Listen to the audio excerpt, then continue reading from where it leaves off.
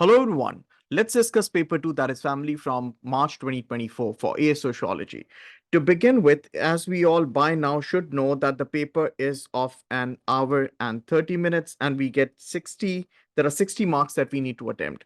The paper is divided into two sections, that is section A and section B respectively, where section A, we do not have any choice. We are to attempt all questions, that is question number one, question number two, and question number three. However, for section B, we have question number four and question number five, and out of these two questions, we expected to attempt any one. Section A is of 34 marks. However, section B is of 26 marks. There are four questions that need to be attempted in total. Now, to begin with, if you have a look at the questions that we had in March 2024, this is what I just said. You need to attempt all questions in section A, one question from section B. If you have a look at these questions, question number one, that is a 4-mark question. The question reads, describe two ways the family can benefit its members. It's a 4-mark question.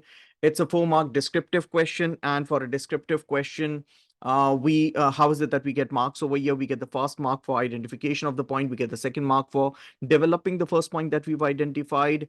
And then for the third mark, we need to identify the second point, and for the fourth mark, we are expected to develop the second point that we've identified. Now, to begin with, if I have a look at what we could have possibly written.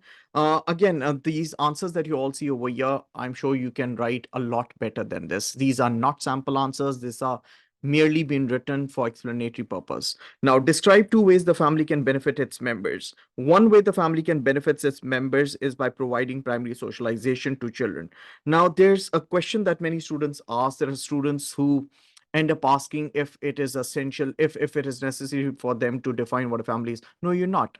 The question simply reads, describe two ways the family can benefit its members. So as you write, one way that the family can benefit its members is by da da da da da, you're actually letting the examiner know that you've understood the question. There are two things that have been required from you. Okay. So one way the family can benefit its members is by providing primary socialization to children. Now, as we write by providing primary socialization to children, we're actually identifying our point, right? Now, taking it ahead, the family helps children. Now, we further developing it, okay? So the family helps children to learn moral values and teaches to live according to the requirements or expectations of a society. This differentiates them from children who were never socialized, such as feral children. Now, again, a typical question, do we need to write this third line? No, we do not. You can you can easily score 2 marks over here by writing the first two sentences. So for this 4-mark question, as I typically mention, for a 4-mark question, consider it as two different questions of 2 marks each. That would make you do justice to the answer better. Now, moving on, I'll always advise to use block paragraphs. Block paragraphs, that is, you leave a line before you start with the next paragraph.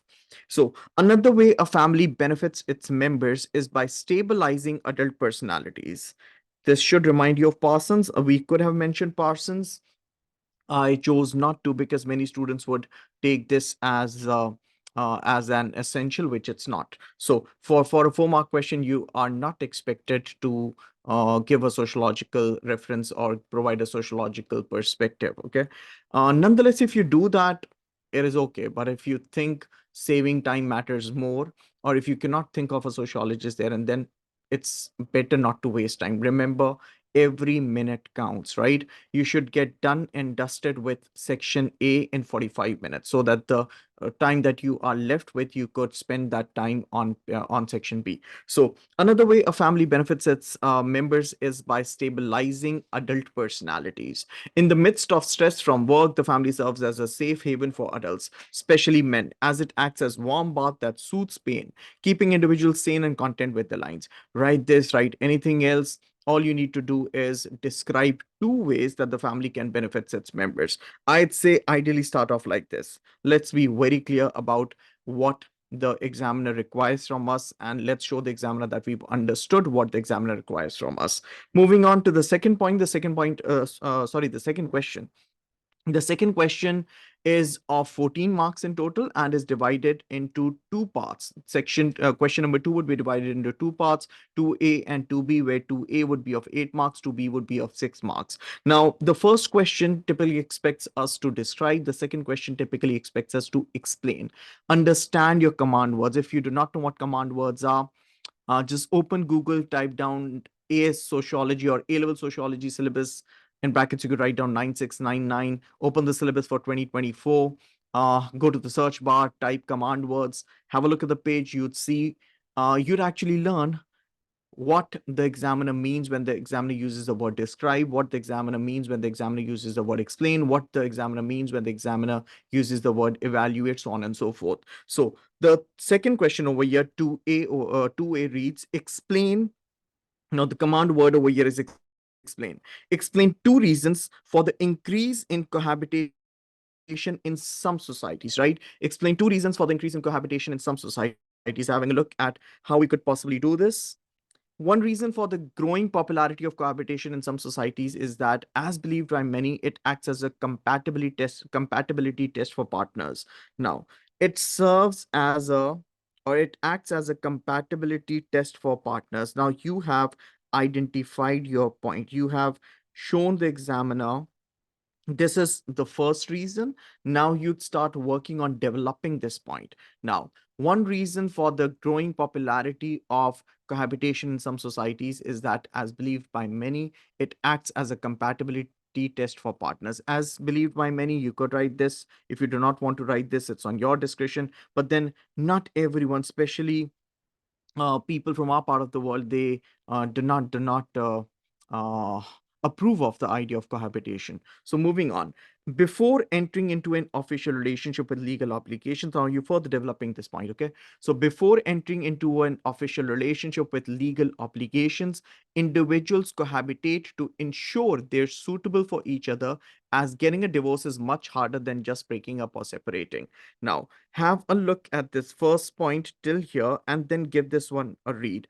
You'd see through the first sentence, we have shown the examiner that we have chosen a point that we plan on explaining. And in the second sentence, you have explained that second point.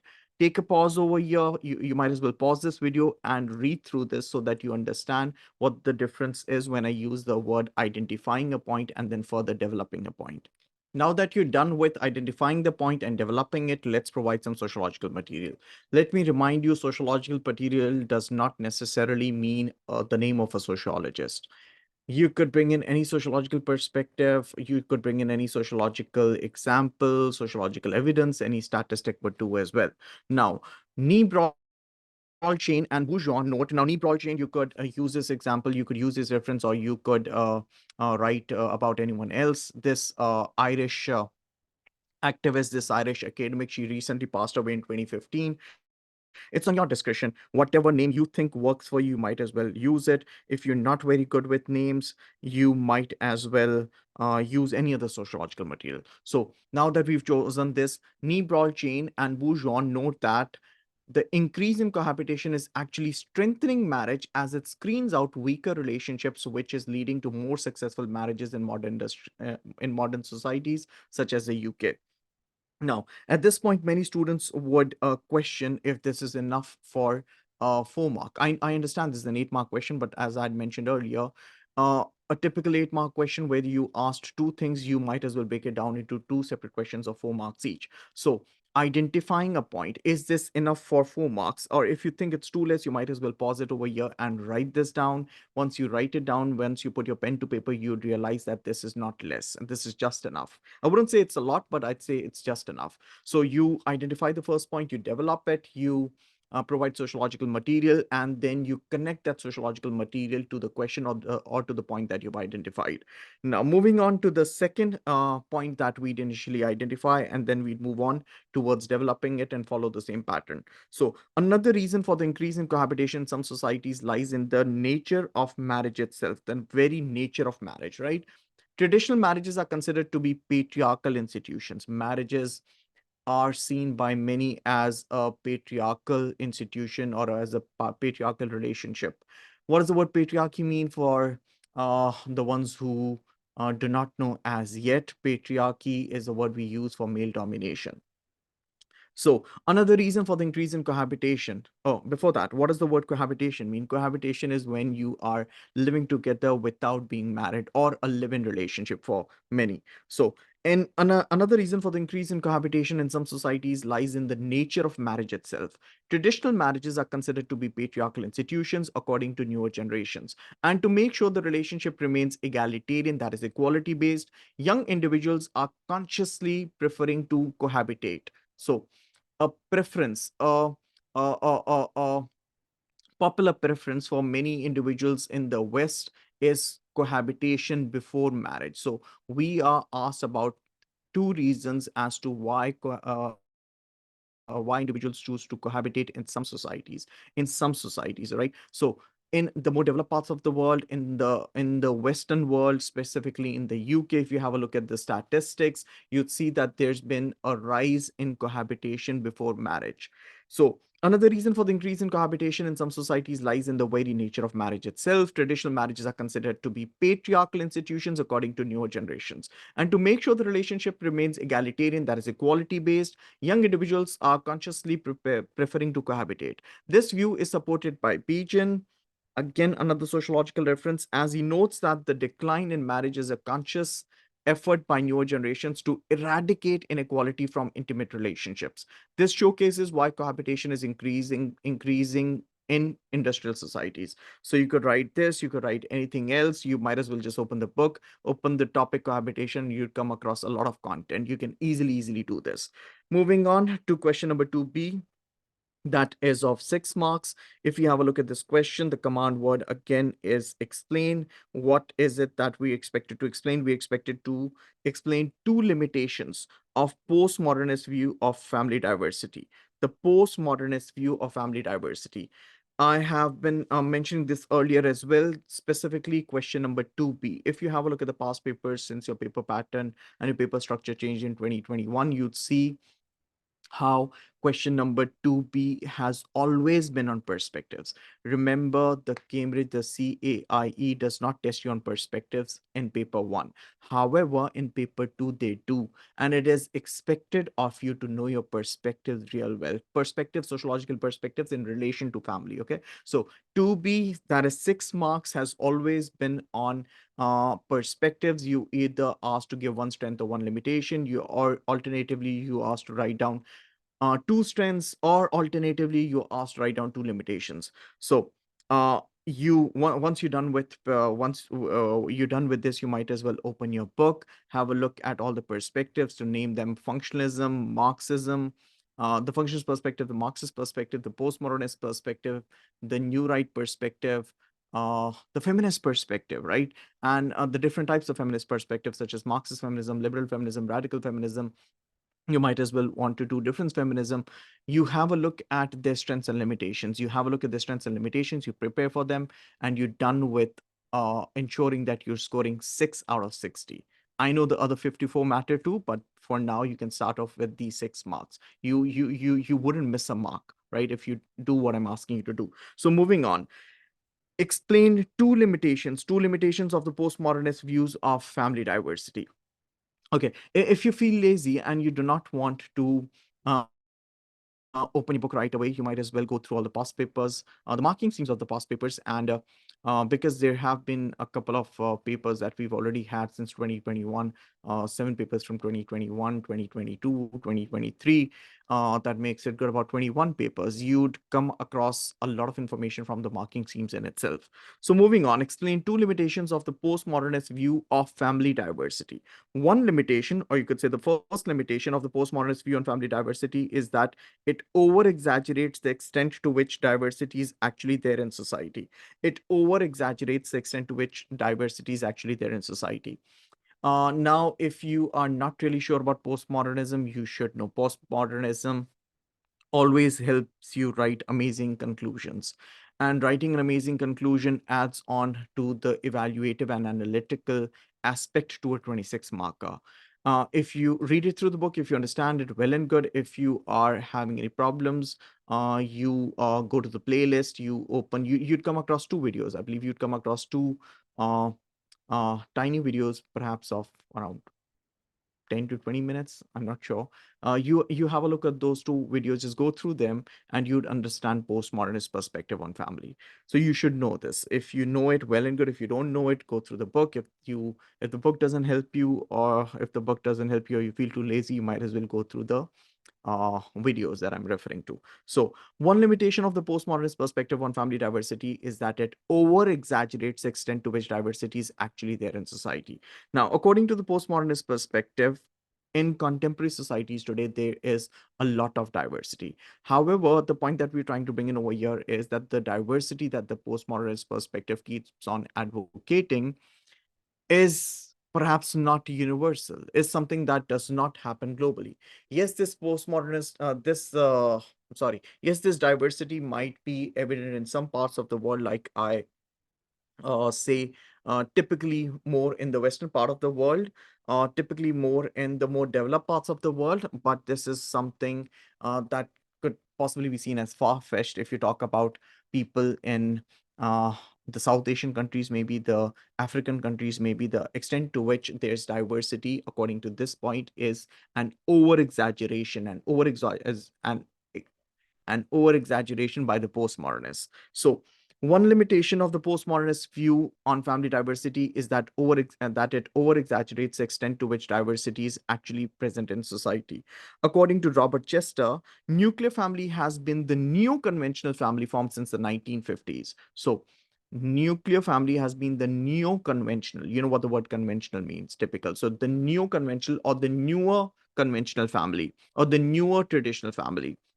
So, the nuclear family has been the new conventional family form since the 1950s, and most family structures still revolve around the nuclear family structure. So, what Robert Chester is trying to explain over here is, you'd find this in your book. If you feel super lazy again, just Google Robert Chester neo conventional view on family. You'd, I'm sure, be able to understand it. So, what this point over here means is, according to Robert Chester, families today revolve around, if postmodernists claim that there's a lot of family diversity, there are different types of family. According to Robert Chester, whatever the different forms of family there may be, they all more or less revolve around the basic notion of a nuclear family. For instance, if I talk about an extended family, I'm sure you'd agree, is made up of multiple nuclear families being put together, right? Multiple nuclear families being put together actually makes up an extended family. That's just one example out of many others. So the idea is, when we talk about a new conventional family form, we're talking about how nuclear family is a core behind different type of family structures. So this view fails to recognize the influence and importance of the nuclear family on different family structures. Now, this view, that is the view put forward by postmodernists about family diversity.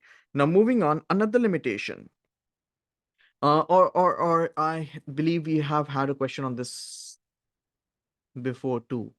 So yeah, before March 2024 as well. You might as well go through your marking schemes, and uh, I've provided a file to you on the marking schemes of family. You might as well go through it, and you'd understand what I'm talking about. I mean, there are multiple limitations that you come across. If you don't understand this one, there are other options too.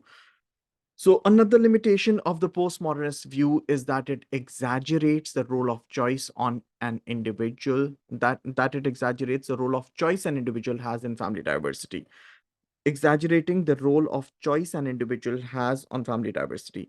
There are many laws in multiple societies that limit family diversity. Now, when you talk about laws, these laws, for instance, polygamous marriages, especially when you talk about polygamy, in many Muslim dominated countries, just like Pakistan, a man is allowed to have four wives.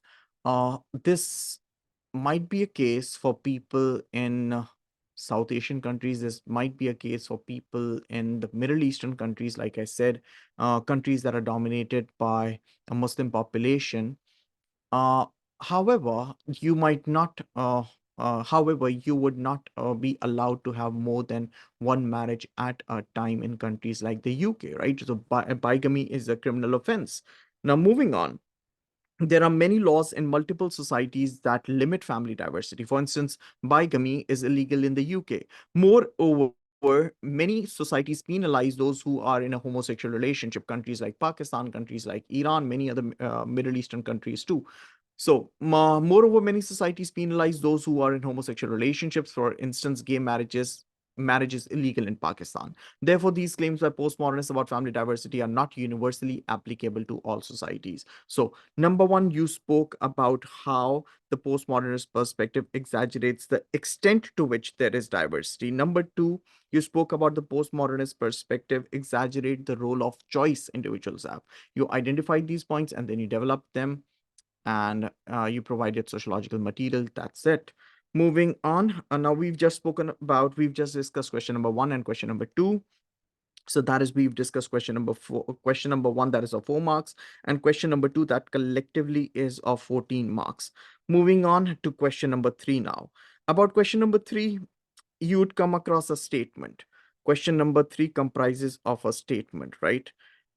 The statement over here reads, women continue to perform the majority of tasks in the family. Women continue to perform the majority of tasks in the family.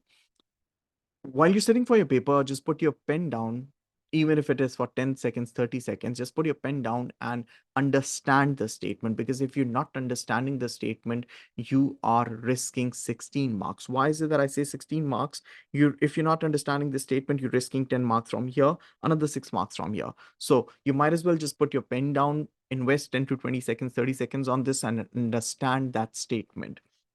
Once you've understood the statement, you should know that question number three again is divided into three parts.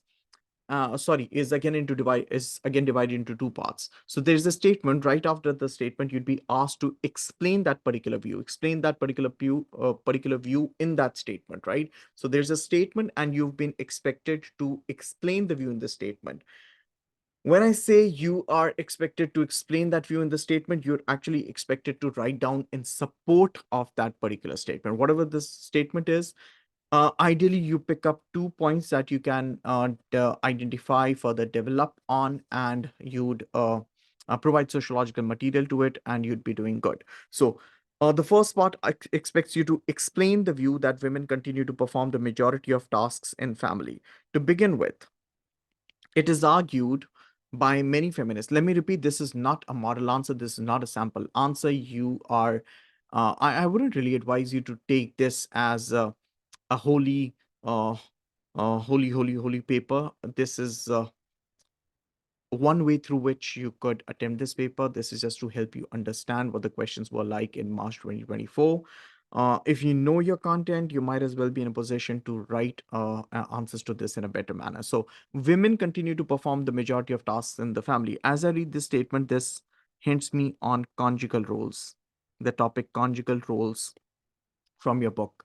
So it is argued by many feminists that conjugal roles. Now, what are conjugal roles? Conjugal roles are the roles that are performed by individuals within a relationship, right? The roles that are performed by individuals within a relationship. If you're talking about a heterosexual marriage, the roles that are performed by husband and wife in a married relationship. Okay, so it is argued by many feminists that conjugal roles are not equally divided in families. Even in the 21st century, with the rise of women's even in the 21st century, with the rise of women's education and the increased importance of the tertiary sector, many women are involved in paid labor.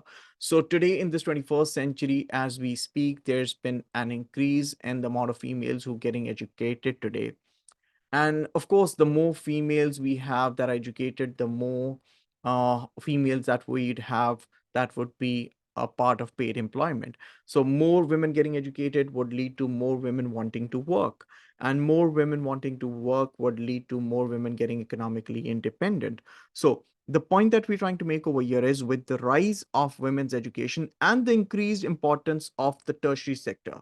Now, tertiary sector versus manufacturing sector.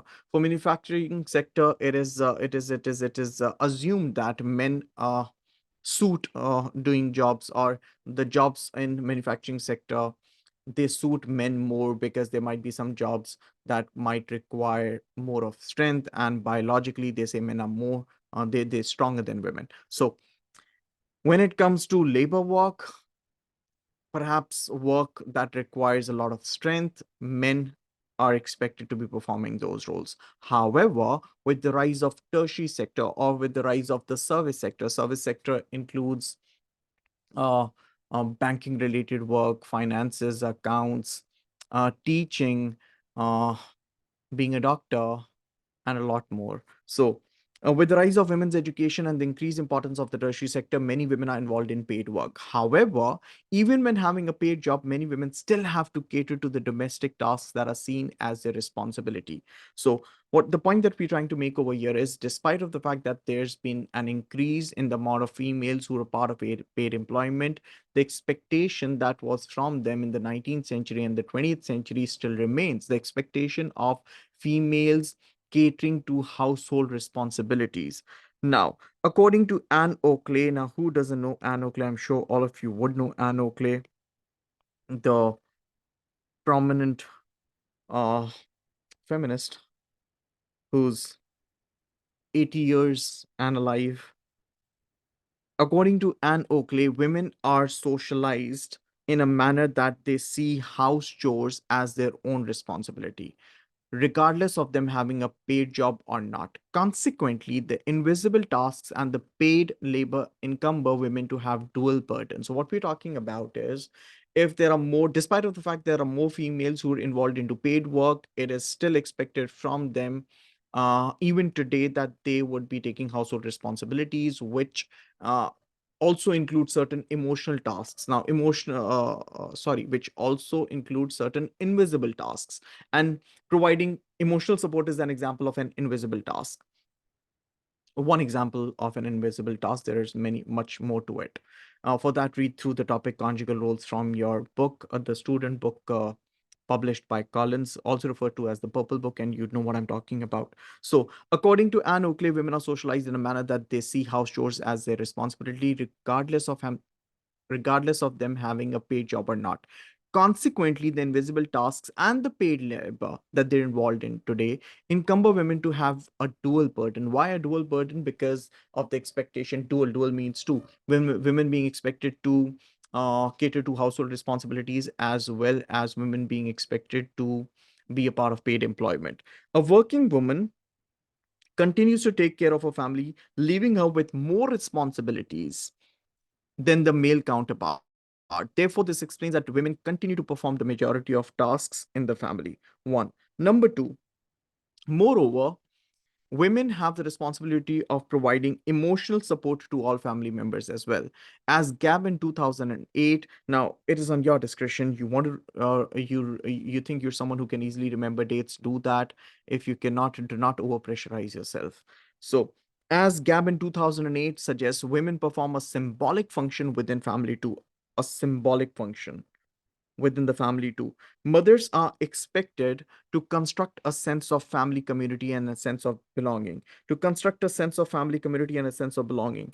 I'm sure you'd agree. We see mothers remembering birthdays more, not only of your own immediate family, but other uh, Widekin as well. So they are expected to construct a sense of family community and a sense of belonging. It is seen as a practical way of confirming love and care and reinforce family bonds. For instance, a mother would want their child to have a healthy relationship with his or her father, constantly trying to improve the strained bond between them, according to Duncombe and Marston. Now, another thing that I deliberately had in this answer to clarify.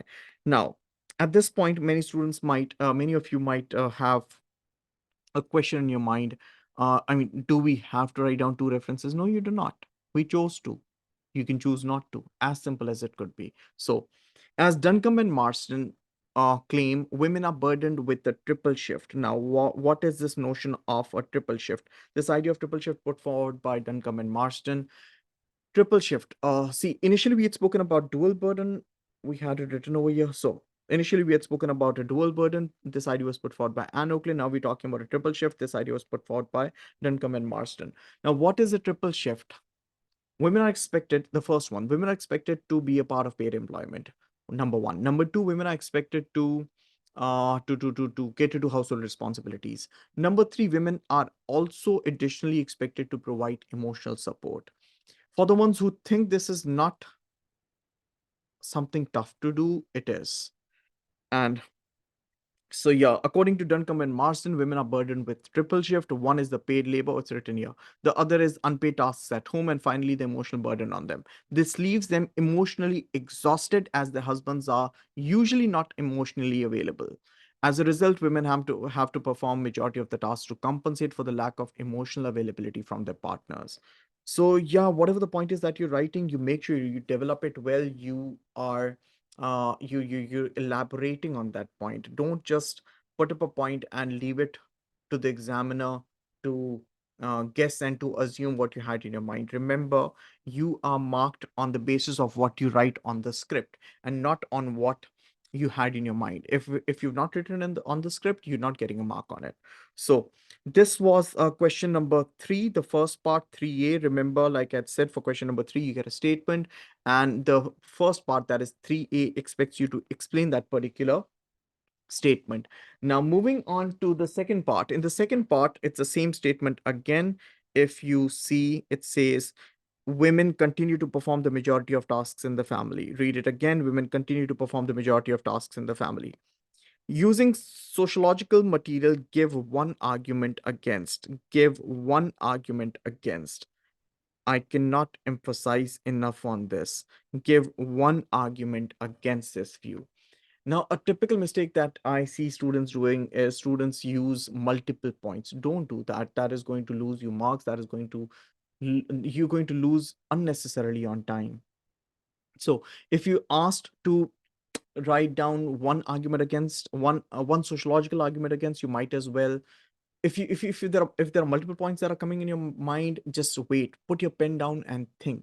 I'm not asking you to spend 10 minutes on this thought process. You might as well, amongst the multiple options you have, you think about that one particular point that you can elaborate on in a manner that you'd be able to score 6 marks out of it, right? So see, the pattern more or less remains the same. The pattern of answering, it remains the same. Mine is the first question that asks you to describe. In almost all the other questions, you pick up a point and then you develop it, and then you provide sociological material to it, and then you link that sociological material to the point. So yeah. A frequently asked question at this point is, what if we write more than one? Do not try confusing the examiner. You confuse the examiner, it wouldn't work in your favor. What the CI says is they read multiple points and then they mark the best one. That's what they say. I'd say you'd annoy them if you write more than one point. So another point, another important thing that I want you to take a note on: be clear about what you write, right? Do not look like you're all over the place. Just choose a point and then you elaborate on it. So using sociological material, give one argument against this view. Go back, have a look at the command words from the syllabus, see what the word give means over here. So in contrast to the statement presented above, many sociologists note that the social position of women is improving. Now, this is the point that we've chosen, the argument against, right? Many sociologists note that the social position of women is improving, which is leading to a shift in men's attitude as well, especially in the Western world, especially in the Western, more developed parts of the world. According to them, men now are more caring and emotionally available for families, and they are equally distributing conjugal roles. Unlike previous times, these men are known as the new men because of their modernized attitudes and egalitarian lifestyle. According to Young and Wilmot, I'm sure you should. I'd like to believe rather that you all know Young and Wilmot, the book they wrote, The Symmetrical Family, I believe in 1973, after they studied family life in London. So, according to Young and Wilmot, families in modern industrial societies are now more symmetrical, or they're more equal. What does the word symmetrical mean? Go back to when you were studying for O-levels mathematics. Symmetrical line, likewise, a symmetrical family is a family that is based on the notions, or that is based on the idea of equality between husband and wife, equality in terms of domestic responsibilities, household chores, decision making, so on and so forth. So according to Young and Wilmot, Families in modern industrial societies are now more symmetrical, meaning that conjugal roles are now equally divided amongst partners. For instance, amongst partners. Now, this is also referred to as joint conjugal roles in contrast to the word segregated conjugal roles. Now, segregated conjugal roles, we use the word segregated conjugal roles to refer to a situation where there are different roles that are performed by males and different roles that are performed by females within a family, right? So when there are different or when there are separate, hence the word segregated, when there are separate roles that are performed by the husband and the wife within a family, we refer to that situation, or we refer to those roles as segregated conjugal roles. However, on the other hand, if we talk about joint conjugal roles, we're talking about a situation where there is no distinctive, or there's no distinct difference between the roles that are performed by husband and wife within a family. Joint conjugal roles are also referred to as integrated conjugal roles. Now, I don't want to get derailed here. Let's stick to this very answer. According to Young and Wilmette, families in modern industrial societies are now more symmetrical, meaning that conjugal roles are now equally divided amongst partners. For instance, statistics reveal that men in the UK now spend more time with childcare than previous generations. Now, I deliberately use the word statistics over here. You, if you do realize we did not mention any statistics over here. If you can recall, you might as well do that. If you cannot recall, there's no harm mentioning statistics. You're showing the examiner that you know that statistically it has been shown that in the UK men show more of involvement when it comes to childcare without even mentioning statistics. So, statistics reveal that men in the UK now spend more time with children than previous generations. This means that women are not pressurized to perform all house chores alone as they did in the past. Therefore, the notion of women performing the majority task in the family can be questioned. So, is this again enough for a 6 mark? You might as well put your pen down, pull up your pencil or your pen, start writing this answer down on your notebook, and you'd see this is just enough to help you score in the top band. So we just spoke about question number one, question number two, and question number three. All three of these questions collectively total up to 34 marks, and there's no choice in section A. However, if we speak about section B, in section B, we do have choice. You're expected to answer any one question from this. So you are either attempting question number four or you're attempting question number five, just like you did for paper one.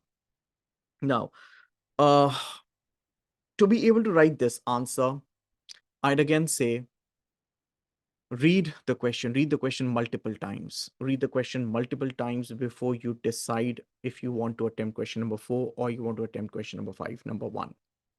Number two, start with brainstorming because this question is expecting you to evaluate. You are expected to know around 3 points. I wouldn't want to use the word at least because I don't want to pressurize anyone. But yeah, ideally four, but around 3 points in support of the argument and around 3 points against the argument. If I am to write an answer, I'd start with an introduction to add on to the aesthetic value of the answer, and I definitely want to end up with a conclusion. Number five. Yeah, you should have at least 45 minutes on you to be able to attempt this answer. Another frequently asked question, how many pages? See, I can't tell about pages because I haven't seen your writing. So let's talk about word count over here. I think anywhere around 900 words to 1100 words, somewhere around 1000 words is something that is doable if you've practiced. If you haven't yet written a 26 mark answer, please do so, because unless you put your pen to paper, you wouldn't really know how much of time is it that you take to be able to write this answer. However, if you're someone who, if you think you're someone who is not able to write around 1,000 words in 45 minutes, or you think you haven't practiced enough as yet, it is okay. Do it. I mean, bring it down to 900, 800, right? What I want to emphasize on at this point is make sure you're not leaving the leaving your answer, you're leaving your paper incomplete. Make sure you're not leaving your paper incomplete. When I say make sure you're not leaving your paper incomplete, I come across many students who would say, hey, sir, we uh, attempted the evaluative essay question really well. There was just one tiny thing we couldn't do. That was a conclusion. Conclusions are essential. Remember, for this particular question, you are graded or you marked in terms of AO1, AO2, AO3. AO1 is knowledge and understanding. AO2 is application and interpretation. AO3 is evaluation and analysis. If you don't know what I'm talking about, again, it's super simple. Go Google your syllabus, type down assessment objectives. You'd come across this. You'd know what are the amount of marks that the CIE has designated to your knowledge understanding, to your application and interpretation, and to your evaluation and analysis. Just because if you know of this, well and good, try applying it. If you do not know of it, let's start accepting it.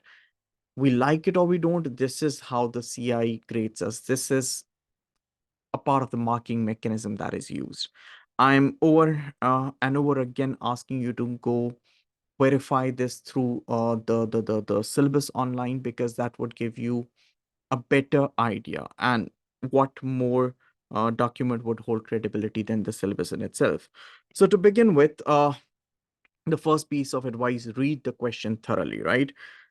Evaluate the view that cultural factors are the main influence on family structure. So evaluate the view. What view are we talking about? Cultural factors are the main influence on family structure. Cultural factors, okay, thinner pen maybe. Cultural factors being the main influence on family structures. Family structures, or in other words, this question has to do with family diversity. Now, again, this is not a model answer. This is not a sample answer. This is just one way through which you could do this. If you practice enough, you could do better than this as well. So, to begin with, there are many factors that influence family structure. So evaluate the view that cultural factors are the main factor, right? So when the examiner is using the word, this is the main factor, that means the examiner is hinting on you that, listen, dude, there are multiple factors, cultural factors, one amongst them.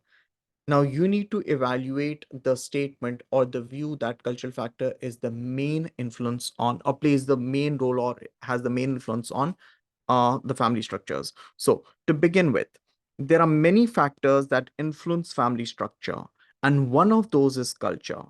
Some sociologists believe that cultural factors such as religion, ethnicity, language, and belief systems are the most important influence on family structure. Now, I keep on asking students to read the question over and over again before you start attempting it. Even after you've started attempting your question, after you're done with every paragraph, go back, read the question. If you're amongst the ones who feel that would waste a lot of time, trust me, it is worth it, because you reading the question over and over again would help you keep this would actually help you keeping the reader in this case, when you're sitting for your CI papers, would be the examiner, right? The paper checker. So this would help the reader stay connected to the question, right? This would help the reader know that you know what you're talking about. A typical mistake that many students make at this point is they just pick on a few keywords from the question, and then they end up writing a summary of that particular topic in that answer. Now, for instance, for this question, many students might be able to identify that this is a question from family diversity, and then they just start in the name of God and start writing down a summary of family diversity. Avoid doing that if you're amongst the ones who plan on uh, or who have worked on, everyone wishes to, but who've worked on scoring in the top level. So there are many factors that influence family structure, and one of those factors is culture. Some sociologists believe that cultural factors such as religion, ethnicity, language, and belief systems are the most important influence on family structure. This essay aims to explore different explanations for family diversity and the structures by supporting the argument with empirical evidence. Empirical evidence is research based evidence, with reference to renowned sociologists, such as, by writing down the word empirical evidence, you're showing the examiner you were talking about you'd bring in sociological material, right, that is based on proper research being done. With reference to renowned sociologists such as, when you use the word such as, you are showing the examiner that these are just a few names that you're hinting on, but there's a lot more that you perhaps do have an idea about when it comes to this particular topic, such as the Rappaports, Geoffrey Driver, Wilkinson, and more. Now, to commence, it is proposed by many sociologists. I feel another thing that I think students should avoid is many students write answers sounding too deterministic, or they probably say, okay, they perhaps start like this. Many students do this, right? The paragraph would start saying cultural factors greatly influence family structures. Now, this, if you just write cultural factors greatly influence family structures, you're sounding so deterministic. Now, just read through this, translate it into your mother tongue, and you'd realize that you are sounding like it is 2 plus 2 is equals to 4. Remember, this is sociology. There is always a gray area, and that is exactly why you've been asked to evaluate this. So, to commence, it is proposed by many sociologists. When you say it is proposed by many sociologists, you're not taking the blame. You're not saying I believe in this. You're saying, oh, there are sociologists who believe in this. So, to commence, it is proposed by many sociologists that cultural factors greatly influence family structures. This can be illustrated using the examples of polygamous marriages. What does the word polygamy over here mean? Or polygamous marriages, when you are married to multiple partners at a time. This can be illustrated using the example of polygamous marriages in Islamic nations. Islam allows men to marry multiple women, leading to polygamous family structures. Now, I'm like to assume you know the difference between polygamous marriages and polygynous, right? Polygamy is when a man is married to many women, right? And on the other hand, polyandry. Now, this versus this. Polyandry is when a woman is married to many husbands. So, leading to polygynous family structures. Similarly, in Tibet, it is common for women to have multiple male partners. So over here, you spoke about Islam. You might as well add Middle Eastern countries, and you have written how there are a lot of polygamous marriages, especially polygynous family structures in countries that are dominated, or the countries that have a majority of Muslim population. Now, yeah, so when you're talking about Islam, Islam is a religion, and religion is again a part of life. So is culture. Remember, we are talking about cultural factors playing the most important role, and we're writing down in support of this idea. So similarly, in Tibet, it is common for women to have multiple male partners, known as polyandry, leading to family diversity. These examples support the claim that cultural factors are arguably the most important influence on family structures. When you write cultural factors are arguably, you're showing the examiner that this could be used as a point, but I'm aware that there's a lot of questioning that can be done on this particular point too. So over here, if you see, we have a mini evaluation.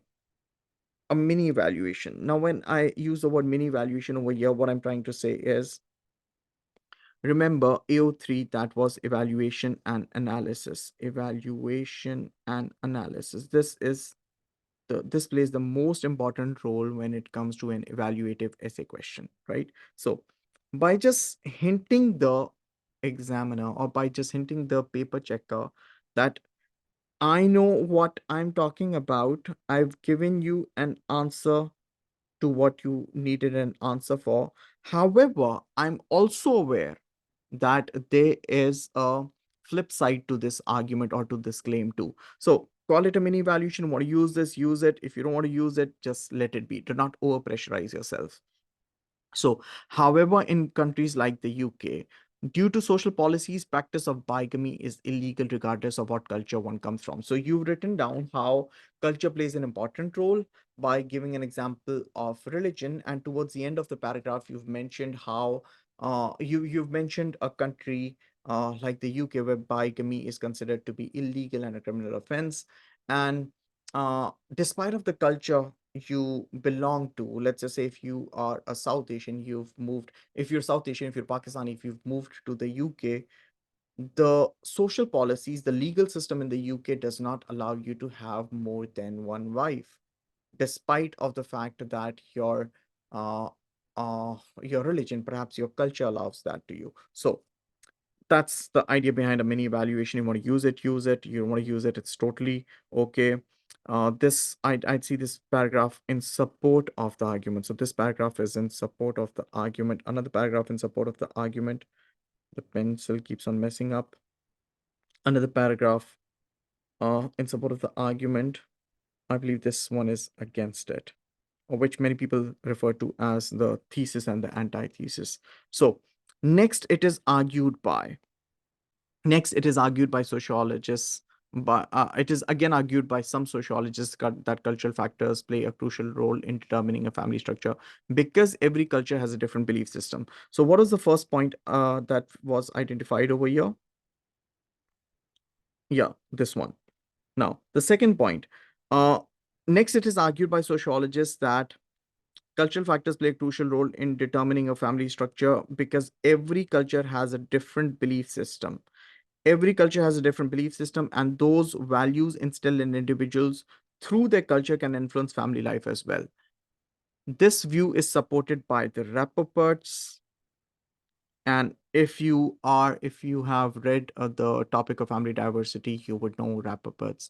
If you haven't as well, you might as well do that once you're done with this, or maybe tomorrow. Read through family diversity and you'd come across these Rappaports. By if you understand the different types of diversity that were put forward by the Rappaports, you would be able to do more of justice to an answer that has to be written on family diversity. So this view is supported by the Rappaports, who through the concept of cultural diversity who through the concept of cultural diversity suggests that different cultures promote discrete values. And what we're trying to explain over here is different cultures promote discrete or different values, right? Different cultures promote discrete values. This has a significant effect on family structures and relationships. Migrants bring their own cultural and religious beliefs and values about how they should organize family life to their host countries. For instance, some ethnic groups, such as the Indians in the UK, emphasize the importance of extended families, whereas the whites prefer to live in more privatized family structures, such as nuclear families. Now, if we speak about, or as we speak about uh, ethnic minorities, South Asians, Indians moved to the UK, and a huge number in, I believe, in the back in the 1950s. Pakistanis did so in the 1960s, especially from yeah. So Pakistanis in 1960s, Indians in 1950s. So if you talk about these families that have been there since a while now, that have their second, or the third generation living in the UK, the third, or in some cases maybe the fourth. Yeah. So these families, they might as well show their preference if they're well established, if they have done good for themselves. They might as well show their preference towards living in an extended family, right? They might as well show preference towards living in an extended family because that is a part of their culture. That is something that they've bought from their country of origin. Now, yeah.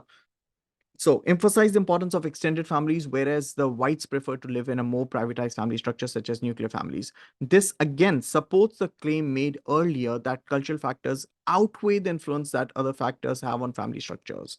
Now, again, mini evaluation to this. You want to use it, use it. You don't want to use it, kindly ignore. So postmodernists, however, claim that individuals have more choices now, and cultural factors are mere meta narratives. You need to know what meta narratives are. You need to know what postmodernism is. You don't know them as yet, take a paper. You might as well take a notepad, write it down, and once you're done with this, you read through this. You don't understand it from the book, watch the video, but you should know this. Postmodernists, however, claim that individuals have more choice now, and cultural factors are mere meta narratives that should not influence the choices individuals have on family structures. Moving on to the third point in support of the idea. So, additionally, certain practices, now going back to the question, just in case you have lost track, evaluate the view that cultural factors are the main influence on family structure. Cultural factors are the main influence on family structure. The introduction, the first point in support, the second point in support, and now we're moving on to the third point in support. So, additionally, certain practices within some cultures may increase family diversity. In Mongolia, it is a common practice for women to carry out tasks tasks that are usually associated with men in other parts of the world. Now, there's this amazing contemporary issue in your student book published by Collins, also referred to as the Purple Book. I don't exactly remember the page, but this is go through. This is a contemporary issue. If you cannot recall of this reference that we have mentioned over here by Lily Ko, this is from the Purple Book. You might as well read it. So, additionally, certain practices in some cultures can increase family diversity. In Mongolia, it is a common practice for women to carry out tasks that are usually associated with men in other parts of the world. This leads them to be more educated and skilled than their counterparts, making it hard to find a partner that fits their caliber. Now, we're talking about the role your culture plays, right, in terms of determining your family structure or in terms of determining the family that you would be living in. This results in an increase in single person households in Mongolia. Now, what we're talking about is how in Mongolia parents invest more when it comes to the child of the when it comes to the female child's education as compared to males. They do this, which has eventually or which has consequently led to Mongolians having more educated women or more educated females as compared to males, which again, as a consequence, has led to females wanting to pursue their career because or them not being able to find a suitable match for themselves to be able to start an independent relationship. So again, the role that culture has played, the Mongolian culture, okay? This results in an increase in single person households in Mongolia. One example of this that is of Lily Ko's study on Mongolian women. She observed in 2018 that Mongolian families have been investing more in their daughters by sending them to school and university more than their sons, unlike other societies. This further solidifies the notion that cultural factors perhaps have an important role to play in terms of determining family structures. The mini evaluation again. However, however, some critics claim that the increase in single person households in Mongolia is not because of cultural reasons, but because of the lack of male population. So over here, the mini evaluation over here is hinting on how this could possibly be a demographic reason, rather a change in demography, having more of female population as compared to this actually being a cultural reason. So taking this ahead, although the arguments presented above provide evidence to support the claim that cultural factors are the most important influence, sociologists such as Beck, now this is the counter thesis, right? Through his theory of individualization, again, open the book, this is there, explains the formation of family structures too. Now, what exactly or what typically is this idea of individualization, when you're thinking about yourself, when you choose yourself over others, when you are being self-oriented, when you're being self-oriented, so individualization. People today are under less pressure to conform to traditional collective goals by members of a particular culture. People today are under less pressure to conform to traditional collective goals set by members of a particular culture. Recently, individuals have been more self and career oriented. Recently, it has been seen that individuals have been more self-oriented, individuals have been more career-oriented, leading to an increase in family structures as well as diversity. In the UK, there has been an increase in single person households and divorces as marriages require self-sacrifice. Now, we, as a counter argument to the idea that your culture plays the most important role in terms of determining your family structure, you have you've put some light on the idea of individualization. This idea was put forward by Beck. Through this idea of individualization, you're trying to explain how how individuals today are more self-oriented. They think about themselves before they give in to the cultural expectations that their society has.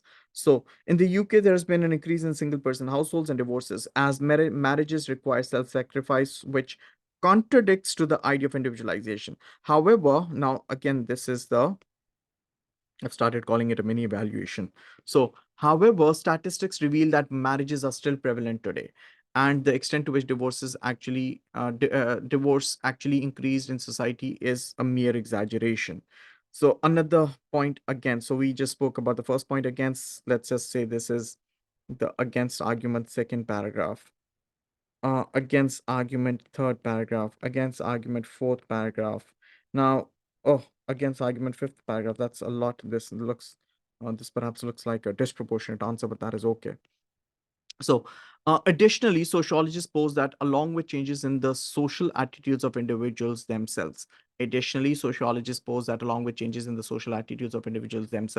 extended families have also lost the influence that they once had on family structure. So, the point over here is extended families losing the influence that they once had on family structures. In previous in previous generations, there used to be an immense pressure from the extended family on individuals to get married. However, now individuals are less obligated to be affected by societal pressures. This might be evident in the people in the society that you're a part of, and specifically if you speak about statistics from the UK, you'd see that there's been an increase in the there's been an increase in the age at which people would get married, right? So according to Allen and Crow, individuals have a greater choice amount of choice. For instance, homosexual relationships and single parenthood, as they are less stigmatized in society now. Thus, such changes in society have also had a great influence in family structure. However, this practice is not common. The mini evaluation in less industrialized societies, as certain family structures are still stereotyped there. So certain family structures are still stereotyped. There are certain family structures that might be labeled, or that might be labeled as a taboo, seen as a taboo. They might be negatively stigmatized. For instance, if you talk about homosexual relationships, they are not allowed in many parts of the world, very rightfully so. So moving on. Moreover, some sociologists believe that the improvement in women's social position has led to a greater influence on family structures. Moreover, some sociologists believe that the improvement in women's social position has led to a greater influence on family structures. Feminists, like, now, what you're talking about is, remember, keep on going back to the question. The question is about the view that your cultural factors are the main influence on determining family structure. Now what you're saying is, okay, cultural factor is there, but along with cultural factor there are multiple other factors too, such as improvement in women's social position. So as we all are aware that there's been an improvement in the social position of women, more in the Western world, but in other parts of the world as well. Globally, it's a global phenomenon at a faster or later pace. Nonetheless, it has been there. This could possibly be a reason as to why females might not want to give in to the cultural expectations, right? So, feminists like Wilkinson note that the Western society has experienced a gender quake, like an earthquake, a gender quake, which has resulted in women prioritizing their career over family life, leading to family diversity being experienced in society. For instance, couples in China have come up with another family structure known as the DINK, that is dual income, no kids, right? A new form of family structure, dual income, no kids. In addition to that, many women are even preferring to stay single to ensure that their main focus is on their career, leading them to be child free. Therefore, this contrasting argument shows that cultural factors aren't the only important influence on family structures. Again, the anti or the mini evaluation against it. However, even with the improved social position of women globally, marrying and having children is still remains the main goal for many due to cultural constraints. So you're showing that yes, all of this has been happening, but nonetheless, for many, this might not work out. If you don't understand this, super easy, you pause it here, you read through it on your own. Now, moving on. According to the new right perspective, the state has a crucial role to play when it comes to the influence on family structures. It is argued by them that the increasing support provided to single parents by the state is devaluing the institution of marriage. So, according to the new right perspective, the best and the most preferred family form, or rather say the only acceptable family form as they believe, should be the nuclear family. According to the new right perspective, any type of diversity, any exception to the nuclear family should not be allowed. And the new right perspective puts a lot of responsibility on the government when it comes to allowing family structures.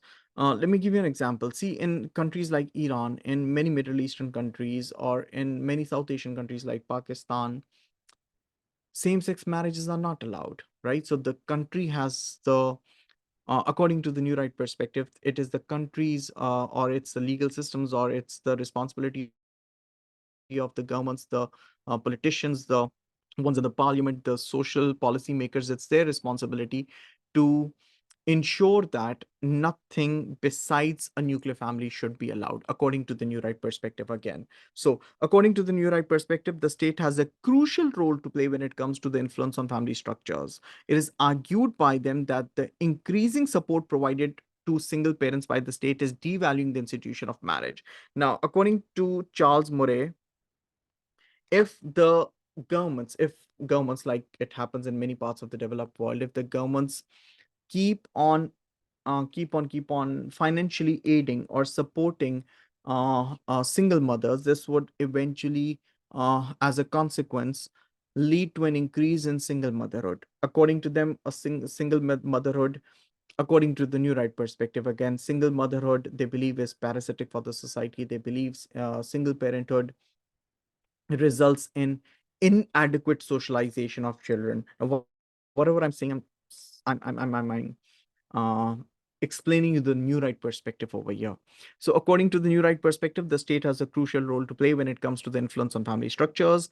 It is argued by them that the increasing support provided to single parents by the state is devaluing the institution of marriage. According to Charles Murray, the state is creating a dependency culture. Why the word dependency culture? Because you are, according to the new right perspective, making young women you're making them rely on the gains, the benefits that they get from the financial aid that they expect from the government. So, which is causing, yeah, according to More, the state is creating a dependency culture as many young women are getting pregnant outside of marriage to receive help from the state, which is causing a burden on the taxpayers, right? Why a burden on the taxpayers? Because if the state is paying through the money that is collected from the taxpayers. Now, according to this, where did it go? Which is okay. Now, this showcases that state policies and the welfare state are a more stronger influence than the cultural factors. However, critics argue that not all single mothers seek help from the government. Now, moving on. Lastly, the postmodernists believe that a family is whatever people want it to be. The idea of choice. According to the postmodernist perspective, we have a lot more choice today as compared to the past. And this choice that we have today, we have it in terms of the different type of uh, families that you want to have as well. Postmodernists believe that a family is whatever people want it to be. They reject the idea of family and advocate the importance of choice. People work out what suits their personal needs, circumstances, and lifestyles in whatever way they can. In this respect, the entire idea of factors influencing family structures is highly complex and subjective. Should be, is not this. Is highly complex and subjective.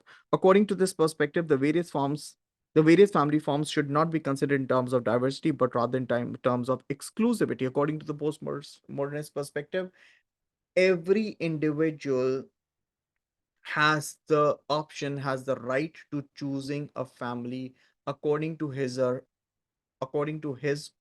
her own wishes, their own preferences. So we're all exclusive. So, but rather in terms of exclusivity, being characterized by permeable families which encompass many different family forms. Let's conclude this. It has already been taken super long. In conclusion, the complexity of family structures cannot be fully understood by attributing them solely to cultural factors. Now, this conclusion, I wouldn't want anyone to mess up on conclusions or to mess up with conclusions, both.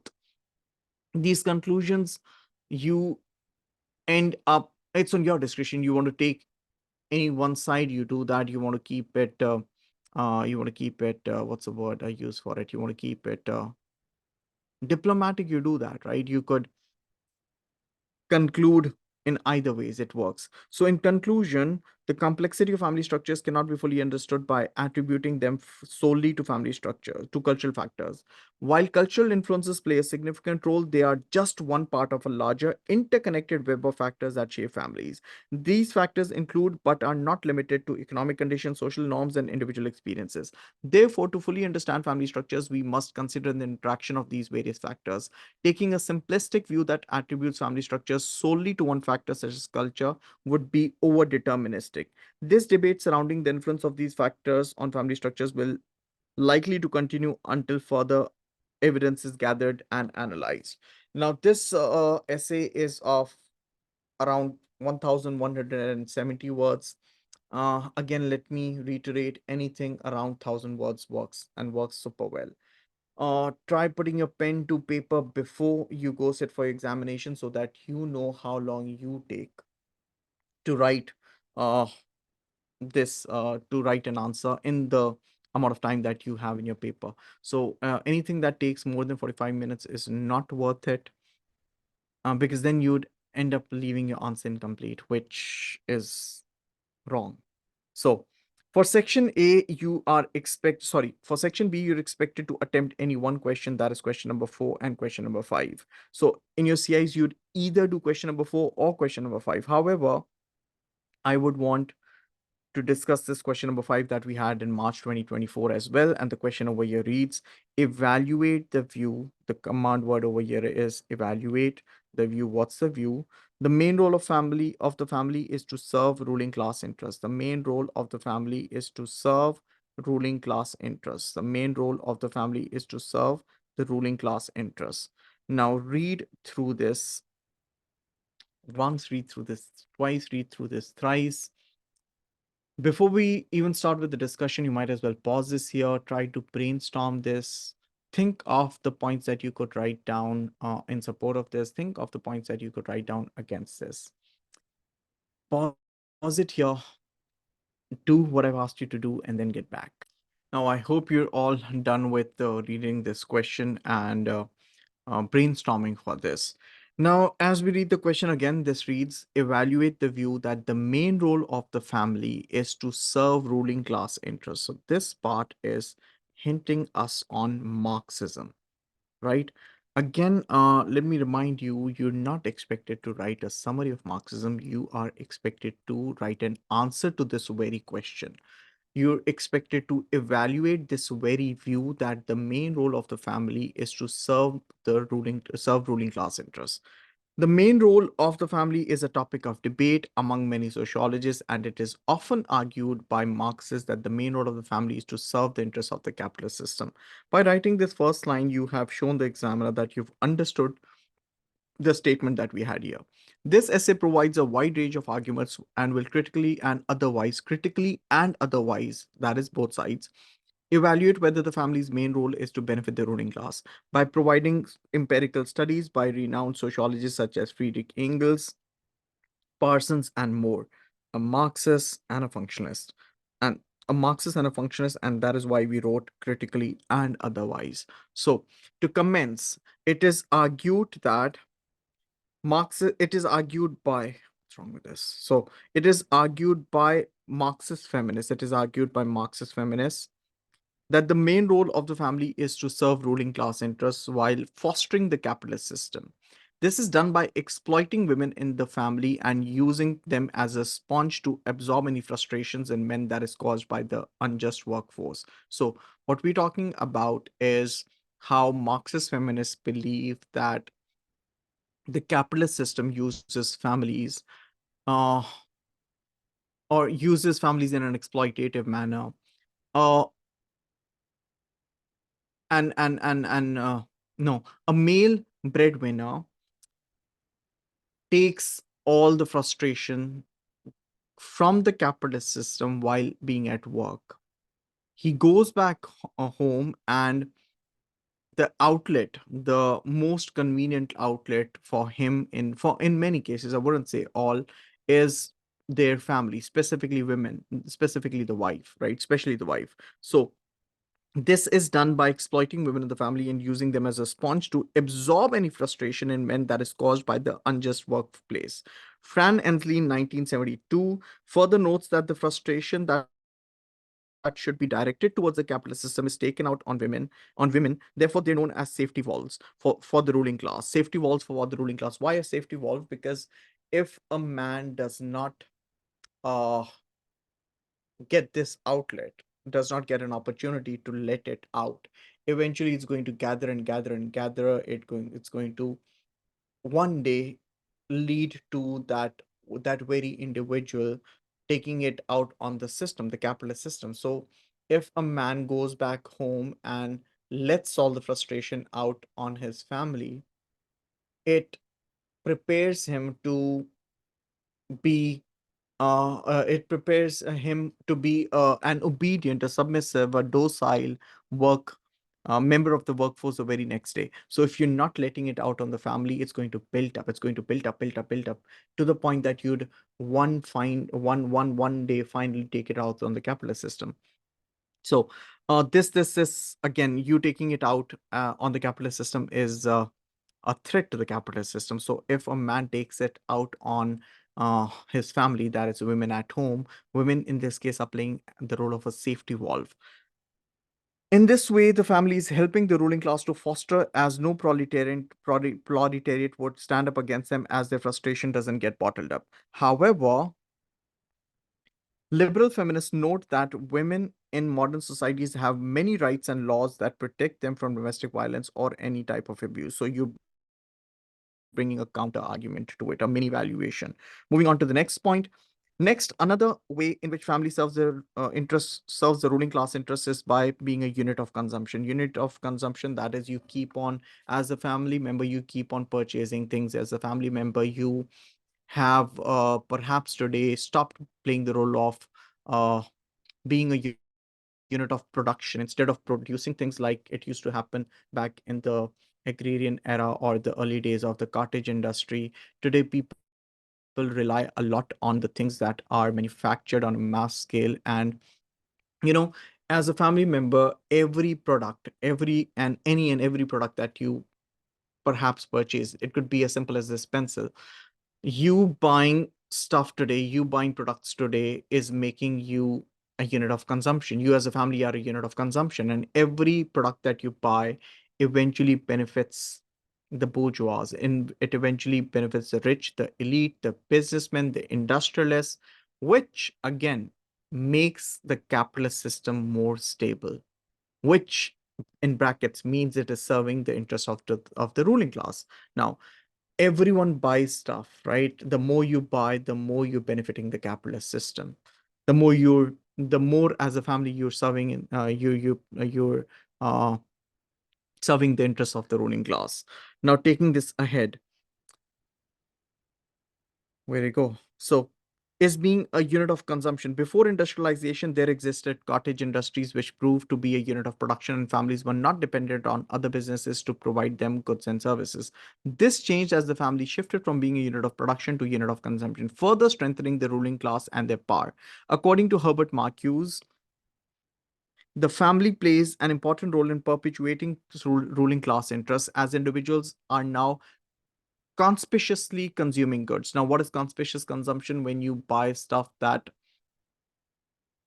to put it in an unfiltered manner, you buying stuff to show off, right? So, according to Marcuse, the family plays an important role in perpetuating ruling class interests as individuals are now conspicuously consuming goods, meaning they purchase goods to show off, such as luxury handbags.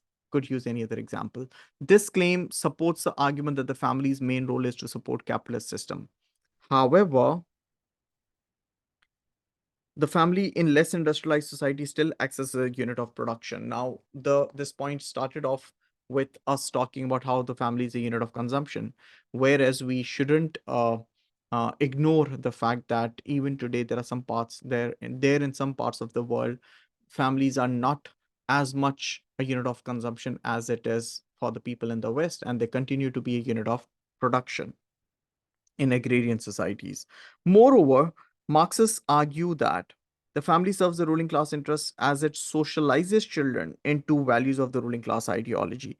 You socializing children into the ruling class ideology. The family is the primary source of socialization. Therefore, it is the most influential and dominant structure that shapes human behavior. You've all given paper one, studied for paper one, and while studying socialization, you must have learned how the family plays a very crucial role in terms of socializing children. You studied it in paper two as well when you have studied about Parsons, right? According to Parsons, there are two basic and irreducible functions of a family. The first one is primary socialization, the second one is stabilization of adult personalities. Again, not deviating or getting derailed. The family is the primary source of socialization. Therefore, it is the most influential and dominant structure that shapes human behavior. Children from a very young age are taught to be obedient and passive. Just imagine for a bit when you are training children to be obedient, to be passive, to be uncritical. Tomorrow, as they grow older, they, I mean, you're changing their personality. You're changing you're making them fit into the ruling class ideology. You are, when you're making them obedient and uncritical, tomorrow if there's any sort of injustice that they're going through, tomorrow if they're being exploited by the capitalist system, they might not be able to raise their concern. They might not be able to stand up against the system because at a very young age you trained them to be socialized into obedience and passivity. Children from a very young age are taught to be obedient and passive, which prepares them to be an ideal workforce for for the capitalist system. This view is supported by a renowned Marxist, Elie Zaretsky, who proposed that family reinforces false class consciousness in society as it socializes children into thinking that being a good employee is the way to success, which would result in increased social mobility. Being a good employee, for many people, they dream of or they look forward towards getting through with their education with flying colors and getting an amazing job. And you do realize when you're getting a job, you are actually working for someone. And regardless of the amount of money that you're being paid today, of course, the organization, the company that you're working for is paying you the amount of money that they're paying you because you bring a lot more to them, right? So if you're getting a particular XYZ amount, you're getting that amount because you are of a lot more benefit to that organization than the amount that is being paid to you. So which would result in an increase in social mobility. For the ones who do not know what social mobility is, social mobility is moving up or down the social scale. And of course, when we talk about social mobility, I'm sorry, when we're talking about social mobility, we're talking about moving up the social scale or getting richer. Thus, this view explains how the family instills the ruling class ideology. However, interactionists argue that children are not passive recipients of ruling class ideology as they have the ability to exercise freedom of choice and reject notions that do not align with the value system. Now, if we talk about Marxists, if we talk about feminists, if we talk about functionists, they are all referred to as structuralist sociologists because they believe it's the structures of society that govern human behavior. It's the structures of society that govern human behavior. And when you believe that it's the structures of society that are governing human behavior, you're assuming or you're assuming that humans, us as individuals, we play a very passive role. However, in contrast to the structuralist perspective, we have the interactionist perspective that believes that human beings are perhaps not as passive as structuralists believe them to be. Human individuals today have interactions believe in agency, and they believe that individuals today have have an option of exercising the freedom of choice. So in other words, a child could choose not to be obedient, a child could choose not to give in to what he or she has been socialized into at a very young age. Moving on. Furthermore, another way the family helps the ruling class to maintain this status quo is by having strict regulations towards sexual behavior. Now, status quo, a French term that means the way things are, right? Maintaining the status quo or letting things be the way they are. Furthermore, another way the family helps the ruling class to maintain their status quo by having strict regulations towards sexual behavior. Let me explain this to you first. So, ruling class wanting to maintain status quo. See, the rich, the powerful, the elite, the bourgeois, they'd always want to maintain the status quo. They'd always want things to be the way they are. If I may give you an example, if you are sitting with a sibling and there are 10 chocolates that have been given to you, you get hold of 8 of them, and your, let's just say, younger sibling just gets 2 of them. In that case, because you have more, you would be totally okay with the way things are. Likewise, when you're talking about the ruling class over here, because the ruling class, the upper class, the elite, the bourgeois, because they have a lot, because they are in a powerful position, they'd always want to maintain the status quo, right? By having strict regulations towards sexual behavior. Now, this takes us back to Friedrich Engels, the Karl Marx, a very good and loyal friend to Karl Marx.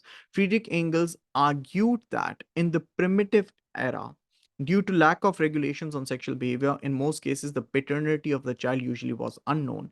Now, Friedrich Engels associates families, according to Friedrich Engels, there was a time when there was no a restriction to sexual behavior, which again consequently would lead to a lot of promiscuous activities, which would eventually mean that no one could be super certain or sure about the paternity of the child or who the father of a child is. The fear that, and if a rich person, now let me give you an example. If you're talking about someone who's affluent or someone who's rich, if someone who's rich is not sure about who his actual or biological children are, don't you think they're putting themselves into a risky situation? Because tomorrow, eventually, when they die, no one would be sure about who to allow to inherit the wealth. Now, the if a rich person dies, the wealth gets inherited, right? So until and unless there are strict regulations on sexual behavior, until and unless there are strict regulations on sexual behavior, the the wealth of the rich, the affluent, the elite would always be at risk. So, according to Friedrich Engels, these strict rules and regulations regarding sexual behavior, which eventually led to the emergence and emergence, popularity, and dominance of a nuclear family, this was all done to benefit the rich. This was all done to serve the interests of the ruling class elite. So Engels argued that in the primitive era, due to lack of regulations on sexual behavior, in most cases, the paternity of the child usually was unknown. The fear faced by the affluent, that is the rich, of their wealth being dispersed to the development of strict rules and regulations regarding family structures, consequently leading to nuclear families emerging and very soon gaining popularity. This ensured that the wealth stayed with the family without it getting diluted. Therefore, it is claimed that the family, especially the nuclear family, helps the bourgeois maintain their position in society. However, the study by Friedrich Engels is criticized by many as there are claims that the nuclear families existed before the emergence of capitalism. Like I had initially said, according to Engels, it was because of the capitalist society that there was it was because of the capitalist society that the nuclear family developed, right? As a counter argument, there are many people who still believe that these nuclear families, they existed before capitalism. So moving on. Although the argument presented above provided evidence to support the claim that the main role of the family is to serve the interest of the ruling class, many sociologists such as functionalists criticize this. So we are now moving on towards a counter argument. We are now moving on towards an antithesis, right? The flip side of the coin, because it's an evaluative essay question. Although the argument presented above provided support to provided evidence to support the claim that the main role of the family is to serve the interest of the ruling class, many sociologists, such as functionalists, criticize this notion by providing alternate explanations about the main role of the family. Now, we're talking about what functionalists believe is the main role of the family. They pose that the main role of the family is to provide primary socialization, which would lead to value consensus and solidarity in society. Such notions are supported by Talcott Parsons, who believes that the family serves as a positive role for the whole society through primary socialization and inculcating societal norms and values in the younger generations. However, functions have been criticized for being a deterministic approach, and it ignores the dark side of the family, such as the infamous crime of femicide. The next argument against. Additionally, functionalists continue the debate on the role of family in society as they claim that out of the two main functions of family is to provide emotional stability to adult members of the society. Like I had said, according to Parsons again, There are two basic and irreducible functions of the family. The first one is primary socialization. The second one is stabilization of adult personalities. According to Parsons, back in the 1960s, Parsons, for the ones who do not know, was a very prominent functional sociologist. He was very popular during the 1960s, belonged to the middle class, was a faculty member at the Harvard University too. So, according to Talcott Parsons, the family provides emotional stability or stabilization to adult personalities. According to Parsons, families today, when I say today, I'm referring to back in the 1960s, 70s, the infamous American dream. According to Parsons, in this highly complex world that we're living in, where almost everyone is self oriented, where there are a lot of stresses and strains, where there's a lot of pressure that an individual experiences outside home. It is the family specifically. Uh, he's emphasizing on the role that a wife could possibly play in terms of maintaining emotional stability of the husband. Parsons again. Parsons gives an analogy of a let me read through the entire thing. A family, the main function of the family is to provide emotional stability to adult members of the society. Adults, especially the breadwinner of the family, have constant external pressures from society, and Parsons gives an analogy of a warm bath, right? Right after you've taken a warm bath, you feel lighter, you feel better. The family acts as a warm bath that soothes the pain and drains the stress from individuals. Consequently, it can be argued that the family actually plays a more positive role in the family than what Marxists claim. This again has a counter to it as well. However, these claims made by functions have been criticized for having no empirical evidence, no evidence that is based on research to back the argument with. Therefore, the validity of this entire view could be questioned. The next point, other sociologists such as feminists provide another explanation that views the role of the family catering to yet another dimension, a third dimension. They argue that the role of the family is not to serve the interests of the ruling class, instead it serves the interest of men. And the main role of the family is to instill patriarchal values through socialization. Liberal feminist Anne Oakley emphasized on gender role socialization. She claimed that sorry, processes such as manipulation and canalization, through processes such as manipulation and canalization, children are pressured into conforming to cultural expectations that align with patriarchal ideologies. So you are socializing your children, aligning them according to patriarchal values within a society, patriarchy, male domination. However, other liberal feminists point out that there have been certain changes in society recently that have successfully changed the social position of women. And although patriarchy still exists, it isn't as dominating as it used to be. Now, remember the things that are marking in blue. You think you don't want to do them, don't do them. Don't take pressure. Try understanding the rest of the content.